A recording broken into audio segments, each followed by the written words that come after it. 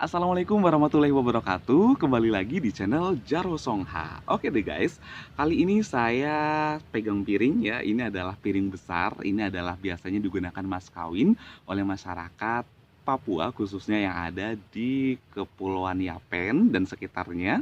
Nah guys, di Kepulauan Yapen, khususnya di kota Serui, itu ada peranakan Cina Serui atau yang lebih dikenal dengan istilah Perancis.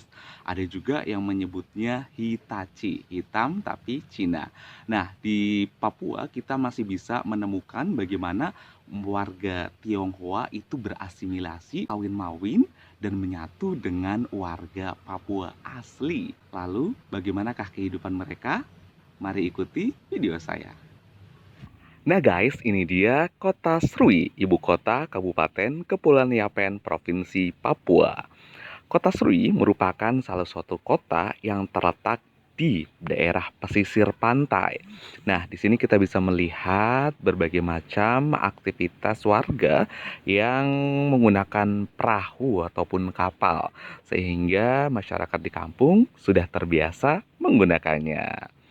Nah guys, saya bertemu di Kampung Seromasen dengan salah satu wanita yang merupakan asli keturunan ataupun peranakan Cina Papua. Nah ini dia anaknya, masih agak-agak mirip ya, mix percampuran Papua dengan Cina. Nah ini adalah ibu dan anak di Kampung Seromasen, Distrik Yapen Utara, Kabupaten Kepulauan Yapen, Provinsi Papua.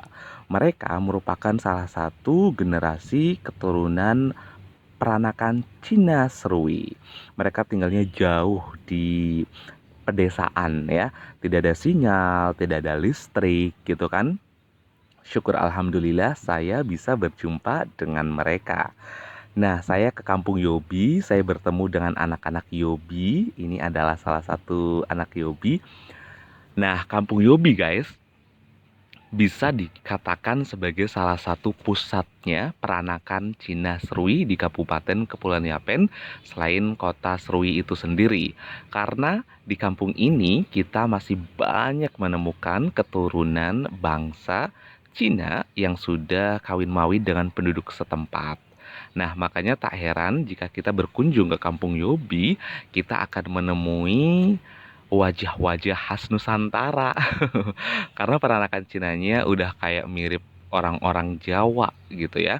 Berambut lurus, matanya lebar, kemudian kulitnya sawo matang seperti kita yang ada di Jawa gitu ya. Nah, saya juga bertemu dengan mereka, ngobrol dengan mereka, berinteraksi dengan mereka, senang bisa bertemu dengan mereka, dan semakin mensyukuri tentang keragaman yang ada di Indonesia. Nah, ini adalah peranakan Cina Serui, jadi memang bermacam-macam ya bentuknya dan variasi wajahnya, Masya Allah. Ini adalah James. Apa kabar James? Semoga sehat selalu ya. Nah, ini masih berada di Kampung Yobi. Selepas dari Kampung Yobi, saya menuju kota Serui.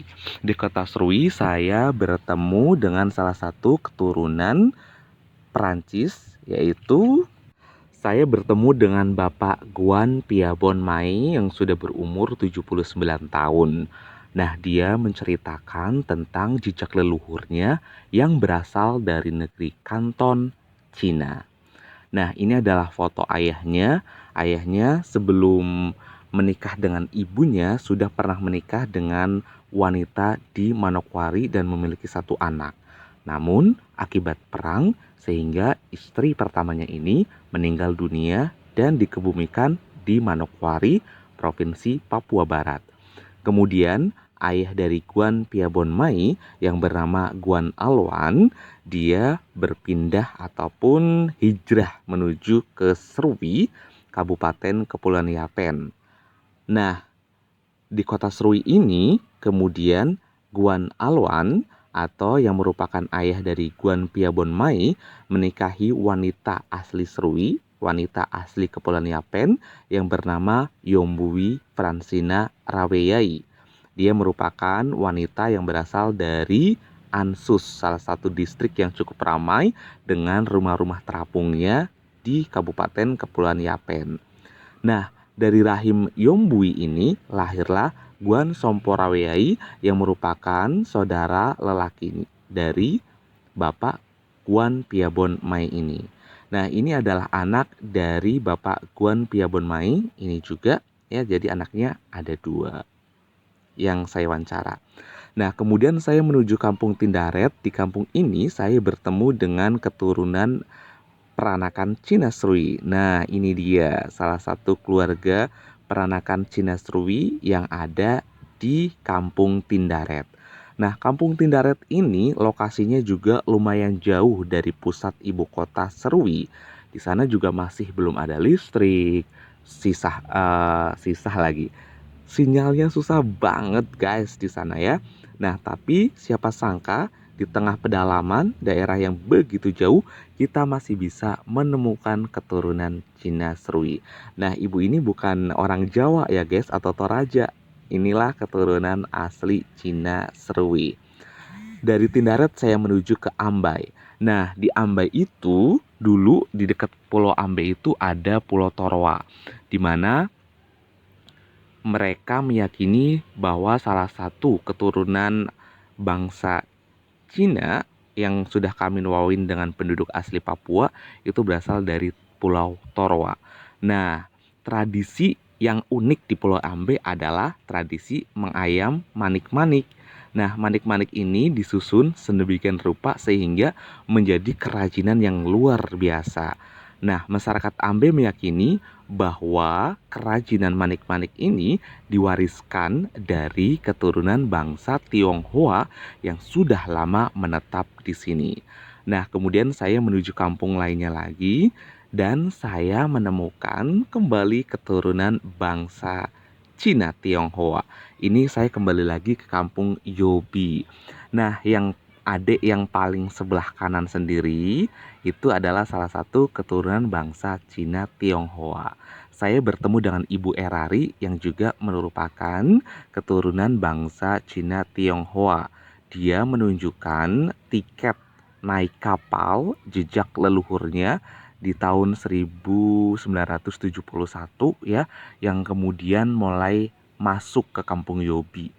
Nah, masyarakat di sana meyakini bahwa setidaknya ada 3 keturunan orang-orang Cina yang memang sudah lama menetap di sana.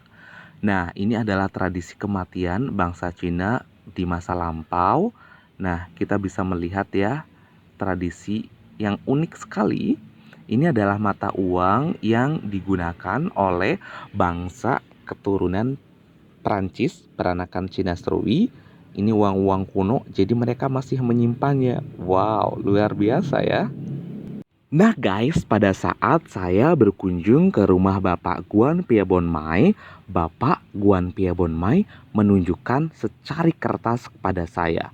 Kemudian dia membuka perlahan dan di situ tertulis De Tian Ho, De Leong Tek, Te Tek Chie, Te Oh Tap, Tan Wan Tung Jin Ek, Tan Sui Lu, So Seong Chan, Yo Seng A, Cheng Sun A, Go To Bi, Oi Ho Leng, Sim Ing Pik, Tan Chau Hong, Che Hoi Sam, Tan Ko A, Lau Long, Tek Le Kao Yo Bi, Tan Hok Lok, Tan Bang Thong, Tan Jit Sun, Oi Ji Bun, Bok Lung Hong, Ham Kian, dan Tan Sui Wan, serta masih banyak lagi.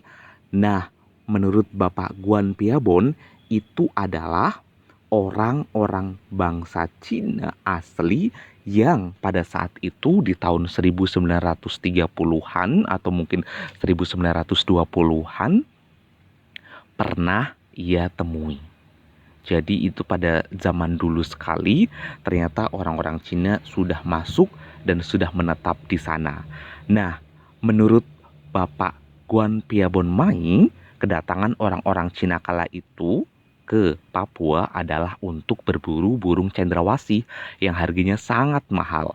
Karena berabad lalu burung kuning itu atau sebutan lain dari burung cendrawasih begitu populer sebagai hiasan kepala orang-orang Eropa di masa lampau. Nah, salah satu cara agar mudah mendapatkan burung surgawi itu adalah dengan menikahi wanita-wanita setempat. orang-orang Cina kala itu melakukan transaksi jual beli dengan sistem barter.